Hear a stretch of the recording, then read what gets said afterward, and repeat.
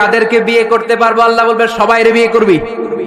বাংলাদেশের নারীরা বিয়ে করা হালাল, পাকিস্তানের মেয়েদেরকে বিয়ে করা হালাল, সৌদি আরবের নারীদেরকে বিয়ে করা হালাল, এই বাংলাদেশের সিলেটের মেয়েদেরকে বিয়ে করা হালাল, ঢাকার মেয়েদেরকে বিয়ে করা হালাল, চট্টগ্রামের মেয়েদেরকে বিয়ে করা হালাল। হালালের কোনো শেষ নাই, সুবহানাল্লাহ পড়েন।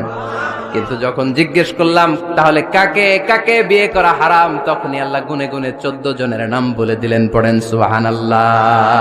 হুররিমাত আলাইকুম উম্মাহাতুকুম ওয়া বানাতুকুম ওয়া আখাওয়াতুকুম ওয়া আম্মাতুকুম ওয়া খালাতুকুম ওয়া বানাতুল আখি ওয়া বানাতুল উখত। চিল্লায় পড়েন আল্লাহু আকবার। যখন হালাল তখন ব্যাপকভাবে বললেন সব মেয়েদেরকে বিয়ে করতে পারো। মুসলিম যত নারী হয়, বাংলাদেশের হোক, পাকিস্তানের হোক, ইন্ডিয়ার হোক, গোটা বিশ্বের যে কোনো জায়গার মুসলিম নারী হলেই সেটা হালাল।